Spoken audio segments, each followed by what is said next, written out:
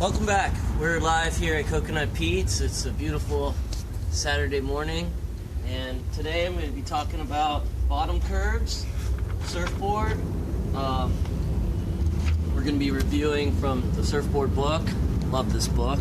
Swear by it.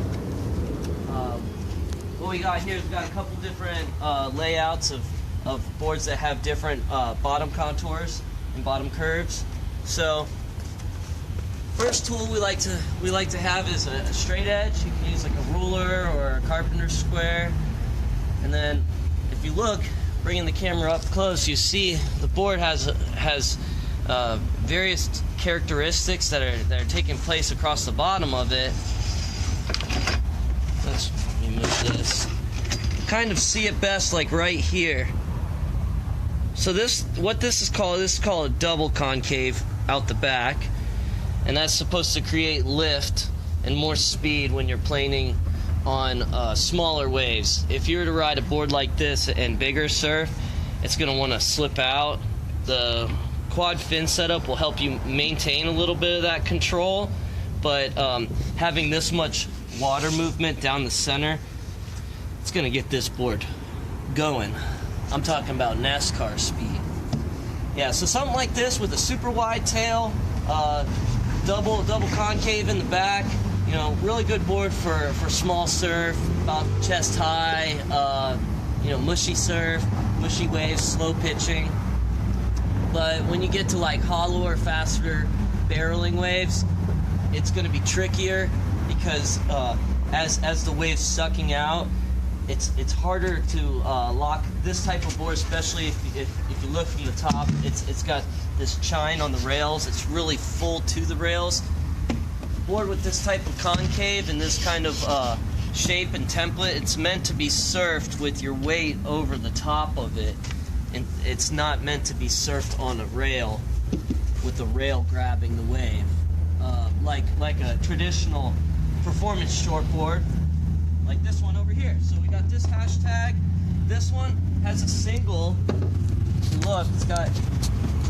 Can you see the concave on this one?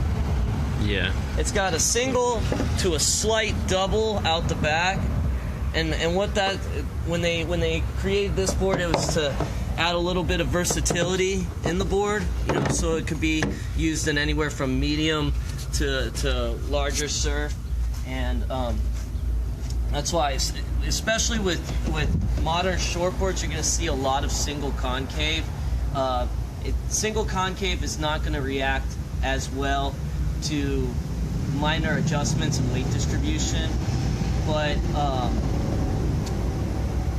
it will move rail to rail better. That's what I was saying.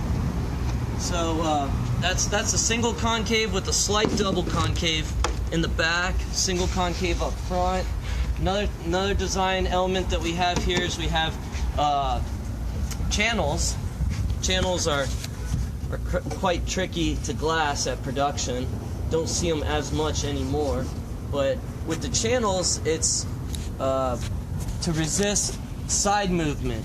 Boards with channels in the bottom, they have a stiffer characteristic because these channels, they actually act like miniature fins, locking the board in place.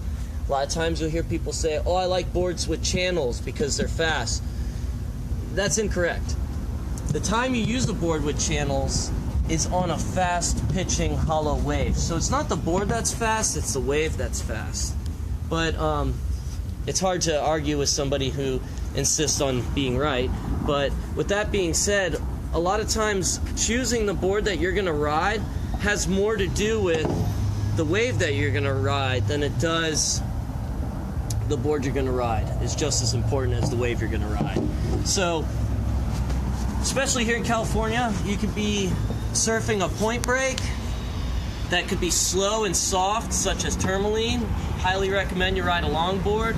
But then you could be like a quarter of a mile to a half a mile down the road surfing the pier, and you might want a shortboard.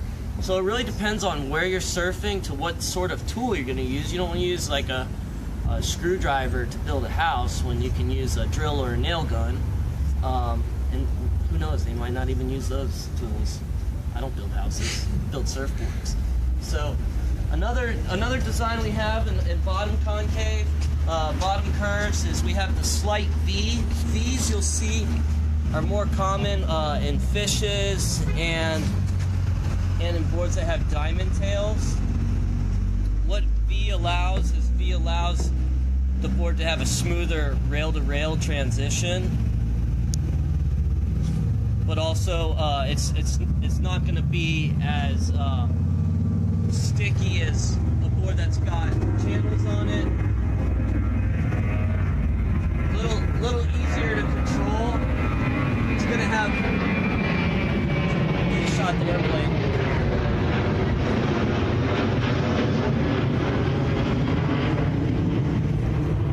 Speaking of lift, most modern surfboard technology comes from aerodynamics. We can thank the airplane and the military industrial complex, the airplane industry.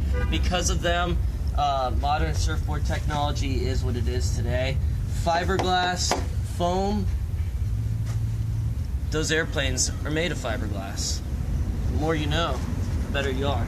So anyways, coming back to the V, the V is going to have a faster lift and planing acceleration. A lot of times you're going to see this, like I said, in fish designs. Fish designs are usually for softer waves, like Sunset Cliffs is where the fish design originated.